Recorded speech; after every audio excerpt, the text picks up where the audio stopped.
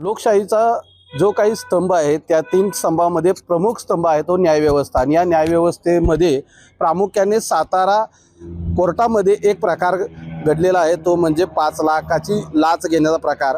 हा जिल्हा व सत्र न्यायालयाचे 3 क्रमांकाचे न्यायाधीश धनंजय निकम यांच्याबाबत घडलेला आहे। हा जो काही प्रकार घडलेला आहे त्यानंतर न्यायव्यवस्थेवरती सामान्यांच्या काय प्रतिक्रिया आहेत हा तर मोठा प्रश्न आहे, परंतु ज्या पद्धतीने ही लाच मागण्यात आलेली आहे यासाठी जो काही घटनाक्रम आहे या घटनाक्रमावरती सातारा पोलीस ठाण्यामध्ये गुन्हा दाखल झालेला आहे। गुन्हा दाखल झाल्यानंतर याची सर्व प्रक्रिया समोर आलेली आहे। हा जो गुन्हा दाखल झालेला आहे तो पुणे LCB कडून दाखल झालेला आहे। पुणे LCB ने जो प्रकार घडलेला आहे तो सर्व प्रसिद्धी माध्यमांना दिलेला आहे आणि यामध्ये आता वकिलांच्या बाबतीत असेल किंवा जज असतील यांच्याकडे सामान्य लोक काय पद्धतीने पाहतील हे आपल्याला पाहणं गरजेचं आहे। यामध्ये आपल्या सोबत आहेत ते म्हणजे कराडचे कोर्टातील वरिष्ठ वकील धैर्यशील पाटील सर, काय पद्धतीने आपण सध्या जे जज काल एक प्रकारे त्यांच्यावरती गुन्हा दाखल झालेला आहे आणि या प्रकाराकडे कसं आता सामान्यांनी पाहावं किंवा वकील म्हणून आपण कसं पाहता? सदरची घटना अत्यंत दुर्दैवी आहे। सातारा जिल्ह्याला फार मोठी पार्श्वभूमी आहे। रामशास्त्री प्रभूणे यांचा हा जिल्हा आहे की जिथं न्यायासाठी संपूर्ण महाराष्ट्रामध्ये अतिशय मोठा नावलौकिक असलेला असा हा जिल्हा आहे आणि अशा ह्या जिल्ह्यामध्ये अशी घटना घडावी आणि तीही न्यायसंस्थेमध्ये घडावी हे अत्यंत दुर्दैवी आहे।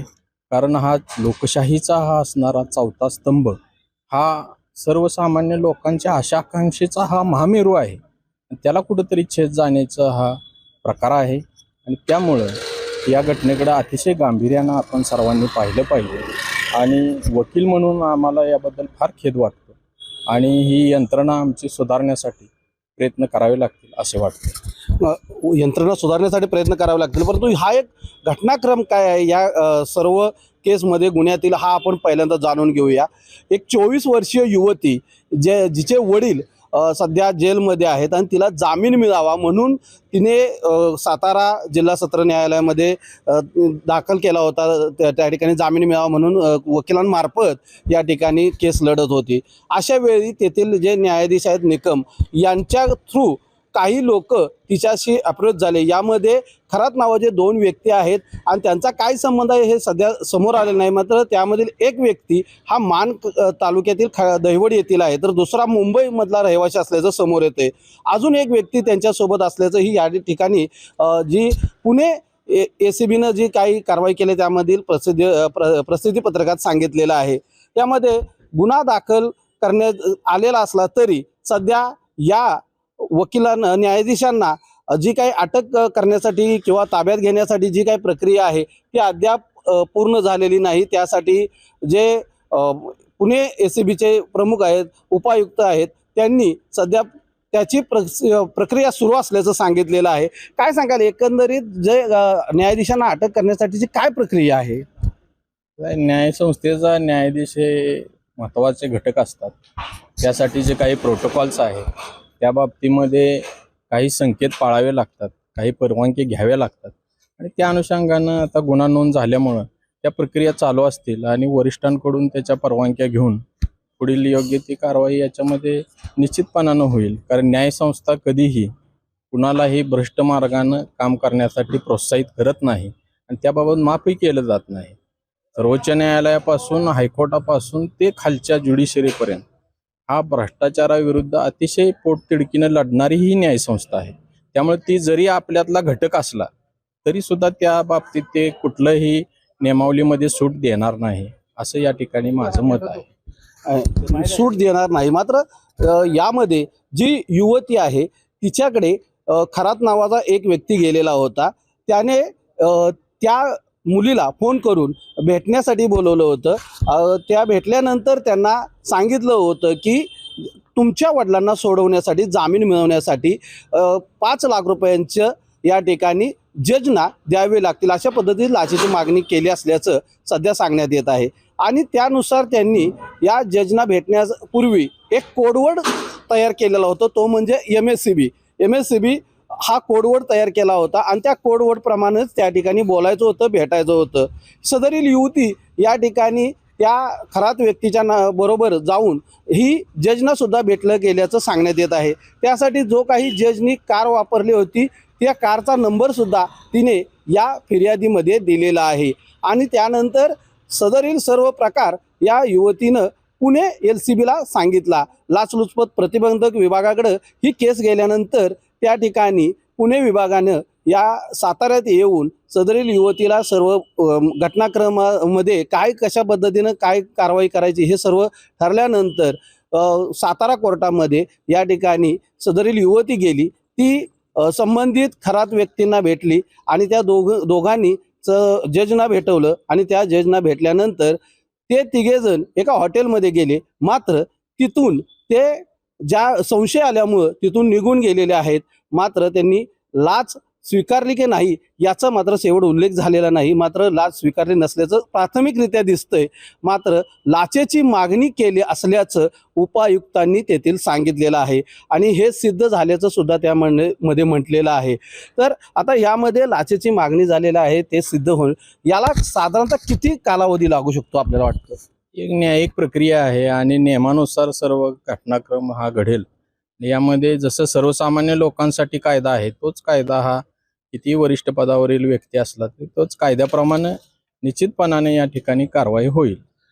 कारवाई होईल, परंतु यामध्ये काही वरिष्ठ वकील सांगतायत, त्याबरोबर जाणकार वकील सांगतायत की यामध्ये जो काही अटक होण्यासाठीचा असेल किंवा गुन्ह्यातील पुढची प्रक्रिया होण्यासाठी जो काही वेळ लागेल तो फार लागेल असंही बोललं जातंय.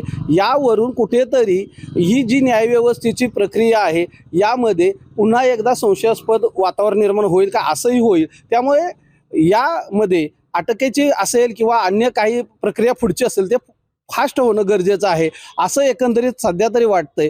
मात्र ही प्रक्रिया कालपासून सुरू असून त्यामध्ये पुढे अद्याप त्यामध्ये प्रोग्रेस झालेली नाही, त्याच्यामध्ये पुढचं पाऊल पडलेलं नाही. हे पाऊल पडणं गरजेचं आहे असं सामान्यांच्यातून बोललं जात आहे. सर, एकंदरीत या पद्धतीनं जर जज अशा केसेसमध्ये सापडत असतील तर सामान्याला न्यायव्यवस्थेवर कुठंतरी विश्वास डळमळीत होईल असं वाटतंय का? निश्चितपणानं अशा घटना या समाजावर दूरगामी परिणाम करतात. सातारा जिल्ह्यात घडलेली घटना सुद्धा न्यायव्यवस्थेवरती दूरगामी परिणाम करणारी ठरेल असं निश्चितपणे वाटत आहे. परंतु न्यायसंस्था ही नेहमीच सुधारणेला वाव देणारी अशी संस्था आहे.